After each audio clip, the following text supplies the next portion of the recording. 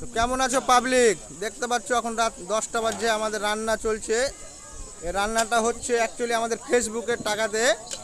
তো ফেসবুকের পেমেন্ট হয়েছে আমাদের এই 25 তারিখ, আজকে হচ্ছে 26 তারিখ। সে বিষয় নিয়ে একটা মানে আমাদের পিকনিক হচ্ছে। আর পিকনিকটা কে খাওয়াচ্ছে? পিকনিকটা কে খাওয়াচ্ছে? তুমি খাওয়া যখন না, এটা আমি না, আমাদের পাড়ার নাজিবুল আছে আর একটা সাদিকুল মিস্ত্রি আছে, তারা দুজন মিলে টাকা দিয়ে এসে পিকনিকটা খাওয়াচ্ছে। এই দেখো কত লোক আছে, আরো 50 জনের খাবার হচ্ছে এখানে। কজনের খাবার হচ্ছে? 50 জনের। তো 50 জনের এখানে ভাত হয়ে গেছে দেখতে পাচ্ছ। আর এখানে মাংস রান্না হচ্ছে, আর ওখানে আলুর চোখা হচ্ছে এই সেখানে।